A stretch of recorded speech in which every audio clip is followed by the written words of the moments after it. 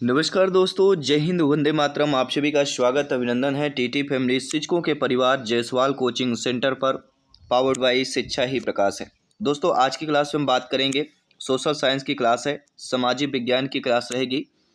आपका जो चैप्टर इतिहास का चैप्टर चल रहा है NCERT के पैटर्न पर चल रहा है और आज जो ये पार्ट नंबर तीसरा रहने वाला है। इसके पहले 2 पार्ट ऑलरेडी हम कंप्लीट कर चुके हैं, जिसका आई बटन पे ऑलरेडी आपको लिंक भी दे दिया गया है। प्लेलिस्ट फ्री ऑफ कॉस्ट है, सारी क्लासेज फ्री ऑफ कॉस्ट है। क्या आप सभी लोग तैयार हैं? इन महत्वपूर्ण 30 प्रश्नों की बात करेंगे। तो इसके पहले हम 60 क्वेश्चंस कंप्लीट कर चुके हैं। आज हम बात करेंगे 61 से लेके 90 तक क्वेश्चंस करेंगे, जो आप सभी के लिए इम्पोर्टेंट है। इतिहास के चैप्टर से वो सारे प्रश्न कर रहे हैं जो आपके एग्जाम के डर से संभावित प्रश्न होने वाले हैं। तो ध्यानपूर्वक समझिएगा और फीडबैक कीजिएगा प्रत्येक प्रश्न का।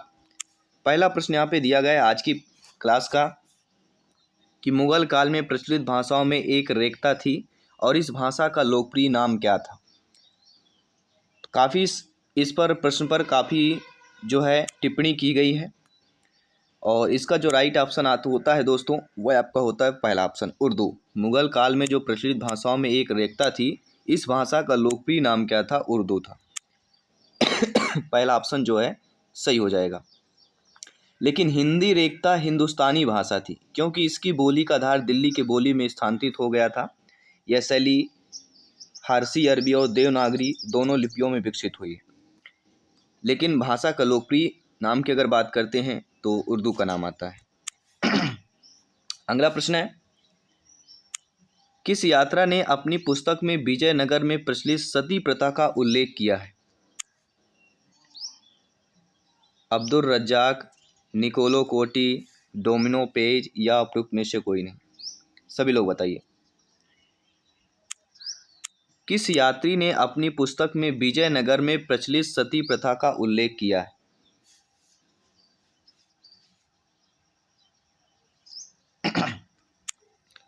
तो यहाँ पे ऑप्शंस इनमें से कोई नहीं होगा, क्योंकि दोस्तों यहाँ पे जो राइट ऑप्शन है वह होगा एडोडो। क्या होगा? एडेंडो बारबोसा। एडेंडो बारबोसा जो है 1516 ईस्वी में कृष्णराय के शासनकाल में आया था। विजयनगर साम्राज्य में जो सती प्रथा का उल्लेख है वह एडेडो बारबोसा की बात की जाती। तो यहाँ पे इनमें से कोई नहीं, डी ऑप्शन हो जाएगा। अगले प्रश्न की बात करेंगे, निम्न में से कौन सा एक महिला मध्यकालीन युग में शासिका नहीं रही? तो हम सभी लोग जानते हैं, पहला नाम आता है रजिया सुल्तान, शासिका रही हैं। रानी रुद्रम्मा भी शासिका रही हैं और ताराबाई भी शासिका रही हैं। तो इनमें से हमारा जो ऑप्शन होगा कि मध्यकाल युग में शासिका नहीं रही हैं, तो रोशन आरा की बात की जाती। किसकी बात करेंगे? रोशन आरा। रजिया सुल्तान की अगर बात करते हैं तो रजिया का पूरा नाम अल-दिन था और इतिहास में समान्तर रजिया सुल्तान के नाम से जाना जाता है। दिल्ली सल्तनत की जो सुल्तान थी वह आपकी स्क्रीन पर 1236 से लेके 1240 ईस्वी तक स्त्री तक जो है दिल्ली सल्तनत पर शासन किया। और रजिया पर्दा प्रथा त्याग कर पुरुष की तरह खुले मुंह दरबार में जाती थी। यानी रजिया एक ऐसी सुल्तान थी जो पर्दा प्रथा था उनको त्याग कर पुरुषों की तरह खुले में मुंह दरबार में जाया करती थी। और इल्तुतमिश की पुत्री थी। रजिया सुल्तान मुस्लिम एवं तुर्की इतिहास की पहली महिला शासक थी। अगले प्रश्न की बात कर लेते हैं। आप लोगों की स्क्रीन पर दिया गया है,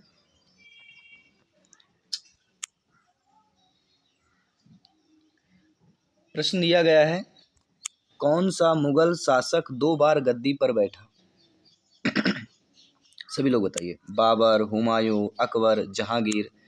तो कौन सा मुगल शासक जो है गद्दी पर 2 बार बैठा? तो अकॉर्डिंग टू क्वेश्चन हमारा राइट ऑप्शन हो जाएगा, सभी लोग बताइए, हम किसकी बात कर रहे हैं? हुमायूं की बात कर रहे हैं। बी ऑप्शन यहाँ पे सही हो जाएगा। हुमायूं ने 2 बार शासन किया और हुमायूं एक मुगल शासक था। इसके बाद अगला जो प्रश्न दिया गया है, निम्न को तिथि क्रमानुसार व्यवस्थित कीजिए। खानवा का युद्ध, पानीपत का युद्ध, घाघरा का युद्ध, चंदेरी का युद्ध। 4 युद्ध दिए गए हैं। नीचे आपके ऑप्शंस दिया गया कूट वाला, कौन सा सही होगा?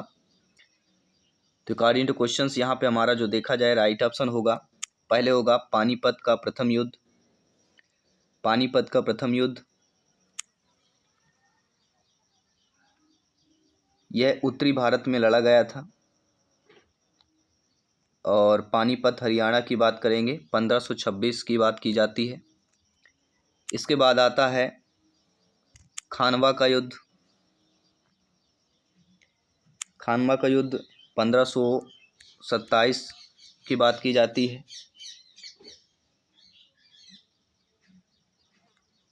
और बाबर एवं मेवाड़ के राजा के संबंध ये युद्ध लड़ा गया था। इसके बाद है चंदेरी का युद्ध। चंदेरी का युद्ध 1528 की बात की जाती है। और अंत में आता है घाघरा का युद्ध, जो कि 1529 की बात की जाती है।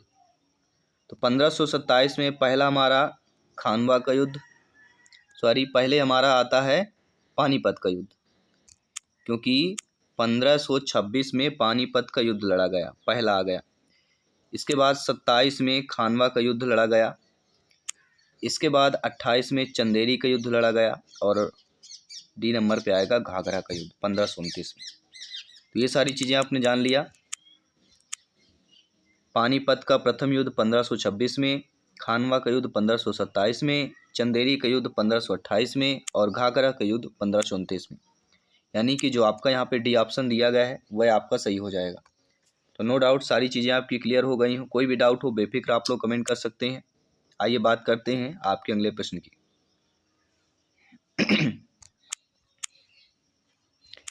मुगल राजवंश की किस प्रसिद्ध महिला को गुलाब के फूलों से इत्र निकालने की विधि खोज करने का श्रेय दिया जाता है?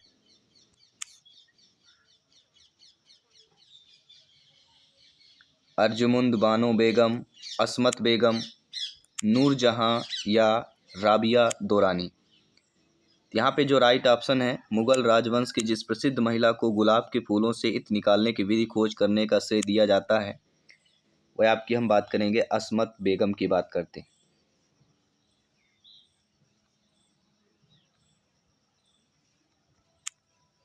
अगला प्रश्न यहाँ पे दिया गया है, 15वीं शताब्दी में कागज के प्रचलन से लघु चित्रों में एक अभूतपूर्व परिवर्तन आया। इस परिवर्तन को लाने का जिम्मेदार थे तुर्क, अरब, चीनी या पुर्तगाली? सभी लोग बताइए। 15वीं शताब्दी में कागज के प्रचलन से लघु चित्रों में एक अभूतपूर्व परिवर्तन आया। इस परिवर्तन को लाने का जिम्मेदार कौन था?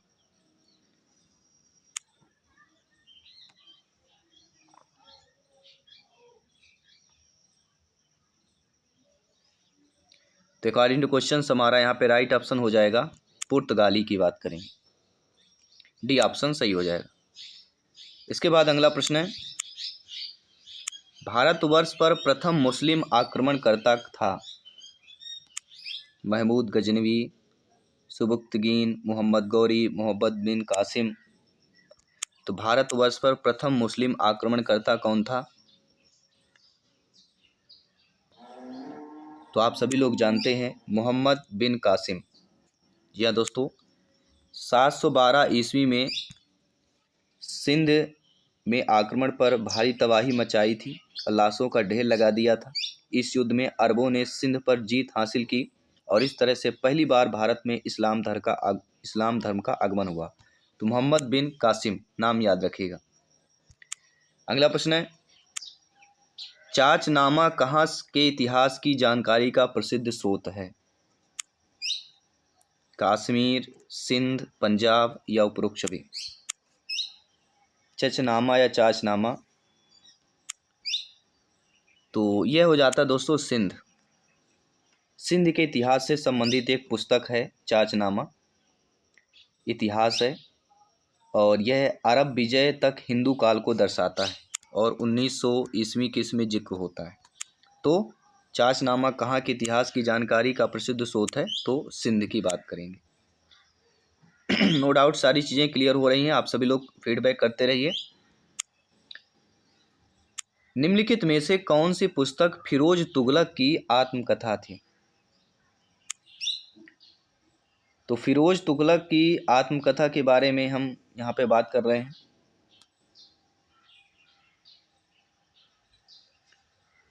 फिरोज तुगलक की आत्मकथा का नाम फुतुहात ए फिरोज शाही, तारीख ए फिरोज शाही, दलायल ए फिरोज शाही या उपरोक्त सभी? कौन सी पुस्तक फिरोज तुगलक की आत्मकथा है? तो फुतुहत ए फिरोज शाही। कोई भी डाउट है? पहला ऑप्शन यहाँ पे सही हो जाएगा। इन्होंने गरीब और वंचित वर्गों के लिए एक कार्यालय स्थापित किया जिसे दीवान ए खैरात कहा जाता था। इन्होंने गुलाम व्यक्तियों के लिए एक विभाग खोला जिसे दीवान ए बुंदगान के नाम से जाना जाता था। फिरोज शाह तुगलक ने इकतारी फ्रेमवर्क वंशानुगत घोषित किया। प्रश्न आ गया, इकतारी फ्रेमवर्क वंशानुगत किसने घोषित किया? फिरोज शाह ने किया था। तो फिरोज शाह तुगलक की आत्मकथा फुतुहात ए फिरोज शाही। अगला प्रश्न देख लेते हैं। मुस्लिम औरंगजेब को जिंदा पीर आलमगीर के नाम से पुकारते थे, इसका कारण था? औरंगजेब द्वारा पुनः जजिया कर लगाना, संगीत को दरबार में स्थान न देना, औरंगजेब का सात्विक जीवन, या इनमें से कोई नहीं। चार ऑप्शंस दिए गए हैं, तो राइट ऑप्शन यहाँ पे हम बात करेंगे। तो मुस्लिम औरंगजेब को जिंदा पीर आलमगीर के नाम से पुकारते थे, इसका कारण यह था, क्या था दोस्तों? औरंगजेब के गुरु का नाम क्या था? मीर मोहम्मद हासिम था। औरंगजेब द्वारा पुनः जजिया कर लगाना, संगीत को दरबार में स्थान न देना, औरंगजेब का सात्विक जीवन, ये तीनों जो है आपके जिंदा पीर आलमगीर के नाम से जो पुकारते थे, तीनों कारण नहीं दिए गए हैं, तो इनमें से डी ऑप्शन सही हो जाएगा। तो औरंगजेब के गुरु का नाम मीर मोहम्मद हासिम था और औरंगजेब को जिंदा पीर कहा जाता था। इसके साथ साथ दोस्तों आप सभी लोग जानते हैं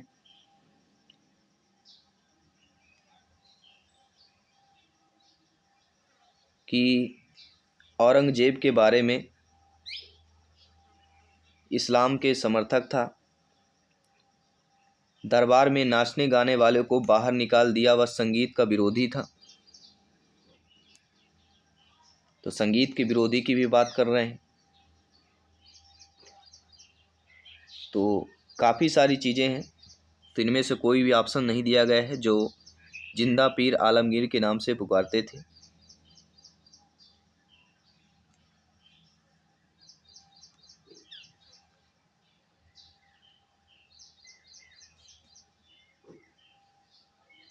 देखिए बात ये आती है कि जिंदा पीर जो आलमगीर है इस नाम से क्यों पुकारते थे। देखिए बहुत लोगों की मान्यता है कि औरंगजेब खुद भी एक इस्लामी तांत्रिक भी था और आज भी उसकी रूह मुस्लिम तांत्रिकों को दुष्ट कर्मों में सहायक होती है, तो इसलिए इसे जिंदा पीर या जिंदा वली कहकर मुसलमानों द्वारा सम्मान दिया गया है। किस कारण से? औरंगजेब खुद भी एक इस्लामी तांत्रिक भी था और आज भी उसकी रूह मुस्लिम तांत्रिकों को दुष्ट कर्मों में सहायक होती है। तो जिंदा पीर आलमगीर किस लिए कहा जाता था? अब ये चीज़ें आपको समझ में आ गई होंगी। अगला प्रश्न बात करते हैं, विश्व प्रसिद्ध कोहिनूर हीरे को किस खदान से प्राप्त किया गया था? बीजापुर, गोलकुंडा, छोटा नागपुर या उड़ीसा की बात करते हैं। तो विश्व प्रसिद्ध कोहिनूर हीरे को किस खदान से प्राप्त किया गया? खदान की बात करेंगे तो गोलकुंडा खान की बात की जाती है वैसे। बी ऑप्शन जो दिया गया है वह हमारा सही हो जाएगा। ठीक है। कहा जाता है कि हीरा भारत की गोलकुंडा खान से निकाला गया था।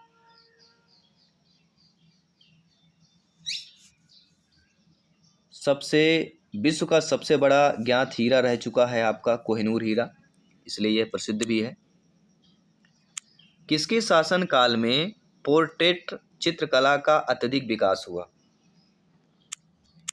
अकबर, जहांगीर, शाहजहां, बहादुर शाह। तो जिसके शासन काल में पोर्ट्रेट चित्रकला का अत्यधिक विकास हुआ?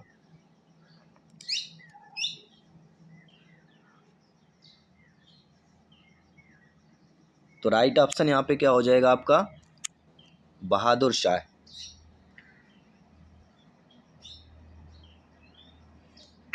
यहाँ पे जो डी ऑप्शन दिया गया है सही हो जाएगा, नो डाउट। अगले प्रश्न की बात करते हैं। निम्नलिखित में से कौन सी ऐतिहासिक रचना भारत में मुस्लिम शासक के प्रारंभ को रेखांकित करती है? ताज उल मासिर, तारीख ए यामनी, चाचनामा या सियासतनामा? सभी लोग बताइए। तो ऐतिहासिक रचना भारत में मुस्लिम शासक के प्रारंभिक को रेखांकित करती है, वह हमारा हो जाएगा चाचनामा, जिसके बारे में हम ऑलरेडी पहले से आपको बता चुके हैं। इसके बाद अगला प्रश्न है,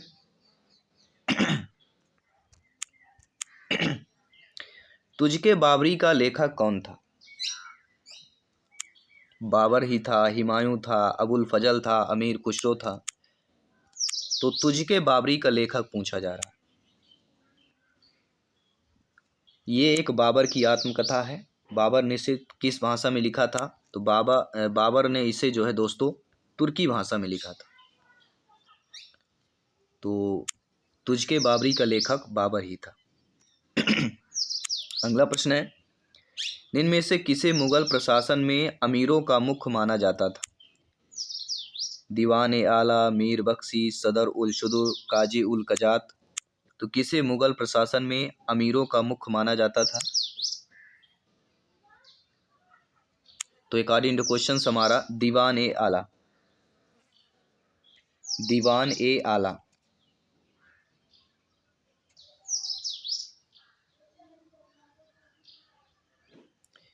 पहला ऑप्शन सही हो जाएगा। अगला प्रश्न है, निम्नलिखित में से कौन सा ग्रंथ अकबर कालीन नहीं था? अकबरनामा, तारीख ए बदायूं या बादशाहनामा, तबकात ए अकबरी? तो कौन सा ग्रंथ जो है अकबर कालीन नहीं था? सभी लोग बताइए।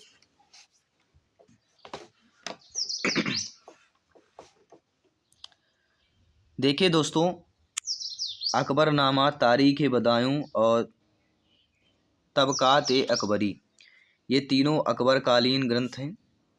तो अकबर कालीन ग्रंथ के नाम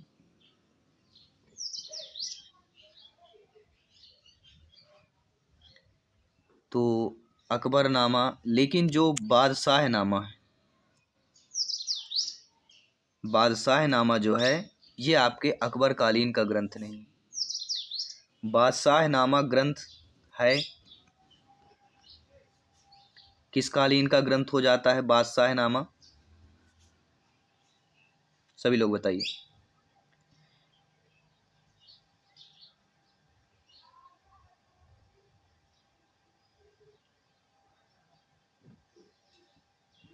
देखिए, बादशाहनामा की अगर बात करते हैं दोस्तों, तो प्रत्येक 10 चंद्र वर्षों के 3 संस्करणों या दफ्तरों में अधिकारी के एक इतिहास है। लाहौर ने सम्राट के शासन के पहले 2 दशकों को शामिल करते हुए पहला और दूसरा दफ्तर लिखा। तो इन खंडों के बाद में शाहजहां के वजीर सदुल्ला खान द्वारा इसे संशोधित किया गया था। तो अकबर कालीन का बादशाहनामा ग्रंथ नहीं है। अगले प्रश्न की बात करते हैं। अमृतसर की संधि रंजीत सिंह ने की थी? Sir Charles Metcalfe, lord Auckland, William Bayley या लॉर्ड मिंटो? अमृतसर की संधि रंजीत सिंह ने की थी। सर चार्ल्स मेटकेफ की बात करेंगे। दोस्तों, महाराजा रणजीत सिंह ने अंग्रेजों के साथ शांति और मित्रता की संधि पर हस्ताक्षर किए थे। इसे अमृतसर की संधि के रूप में जाना जाता है।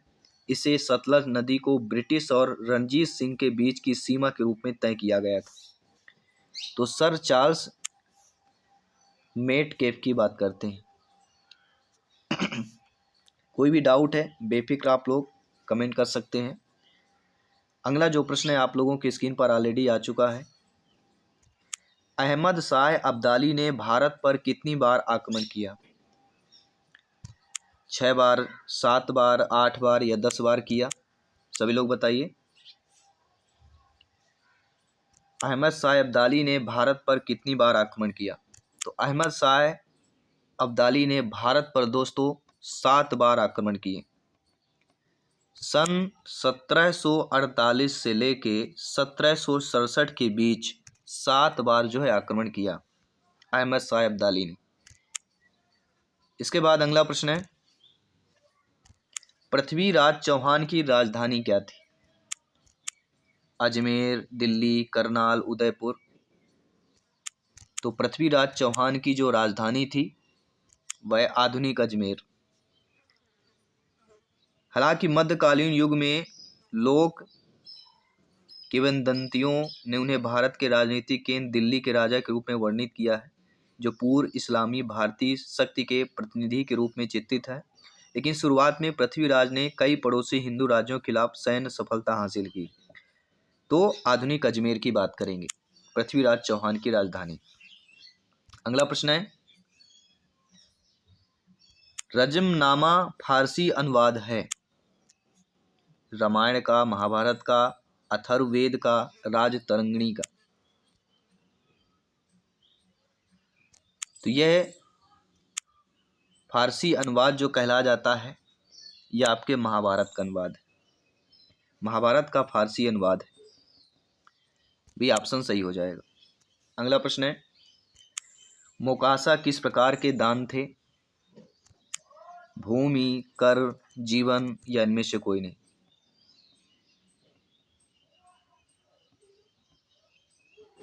सभी लोग बताइए।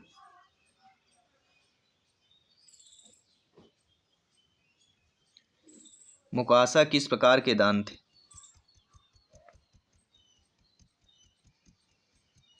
तो राइट ऑप्शन आपका यहाँ पे हो जाएगा कर संबंधी। क्या हो जाएगा? कर संबंधी। भी ऑप्शन सही हो जाएगा। नो डाउट सारी चीजें क्लियर हो रही हैं। अगला प्रश्न आपके स्क्रीन पर है, निम्नलिखित में से कौन सा मराठा शासक राजा होते हुए भी सिंहासन पर नहीं बैठा? साहू, संभाजी, राजाराम या शिवाजी द्वितीय? तो कौन सा मराठा शासक राजा होते हुए भी सिंहासन पर नहीं बैठा? वह है राजाराम।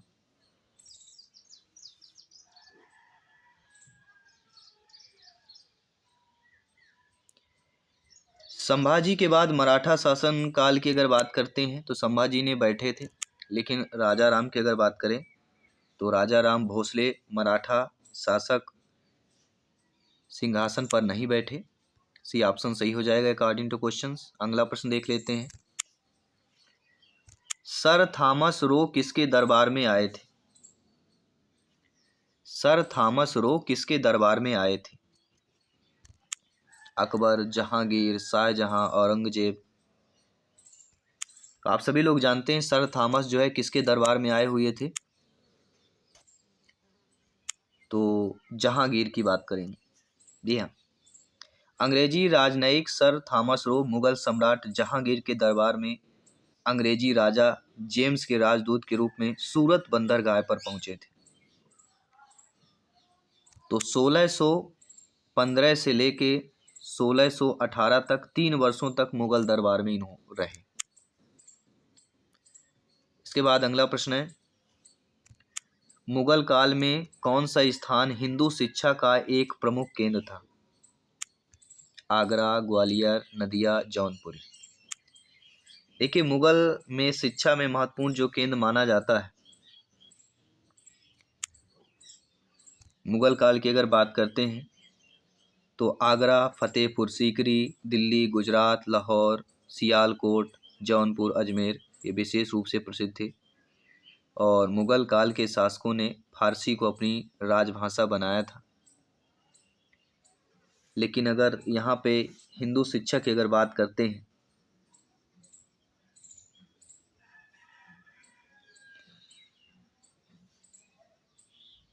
तो राइट ऑप्शन यहाँ पे जो हो जाता है आप लोगों का, अकॉर्डिंग टू क्वेश्चंस, ग्वालियर की बात की जाती है।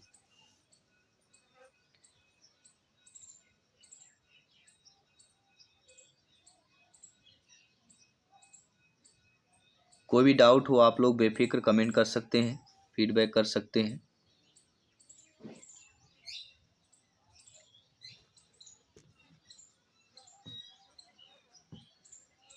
चलिए बात करते हैं आपके अगले प्रश्न की।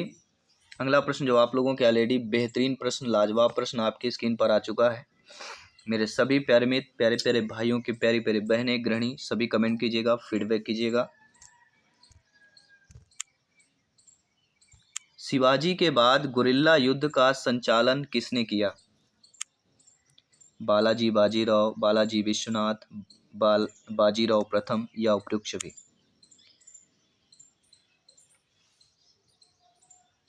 सभी लोग बताइए। काफ़ी बार एग्जाम में पूछा गया प्रश्न है, काफ़ी ये प्रचलित प्रश्न है दोस्तों। यहाँ पे जो राइट ऑप्शन हो जाएगा वह बाजीराव प्रथम की बात कर रहे हैं। इतिहास के चैप्टर में देखा जाए यह प्रश्न इम्पोर्टेंट प्रश्न जो है हो जाता है, कई बार ये पूछा गया प्रश्न है, रिपीटेड प्रश्न है। तो बाजीराव की बात की जाती है, बाजीराव प्रथम की बात की जाती है। इसके बाद अगला प्रश्न है, जरीब था, जरीब क्या था दोस्तों? भूमि मापक यंत्र, छोटा कृषक है, भू राजस्व का टेका है या गांव का मुखिया है? तो जरीब एक प्रकार का कह सकते हैं बीघा से संबंधित। किससे संबंधित है? बीघा से संबंधित है। तो बीघा मतलब भूमि मापक यंत्र से संबंधित हो जाए।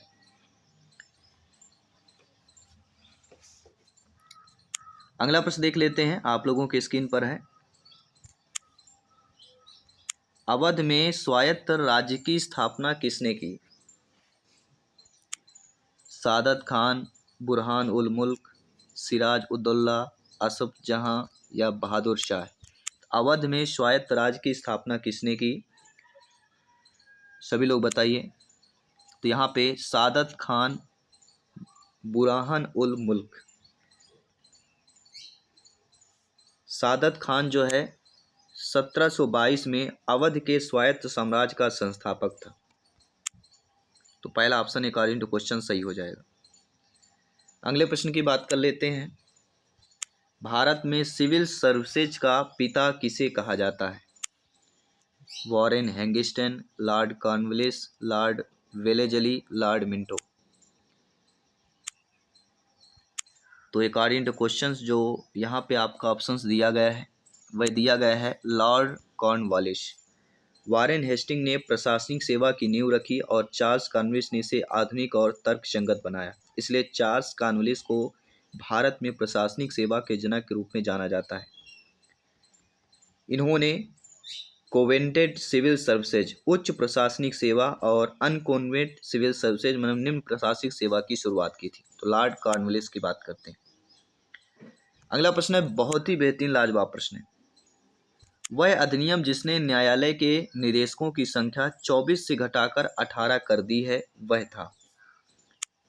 1813 चार्टर एक्ट, 1833, 1853 या 1773?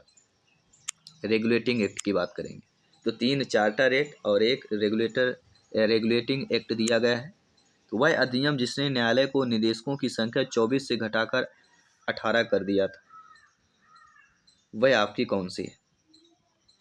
सभी लोग बताइए। तो हम बात करेंगे 1853 का चार्टर एक्ट। इस अधिनियम ने पहली बार गवर्नर जनरल के परिषद की विधायी एवं प्रशासनिक कार्यों को अलग कर दिया था।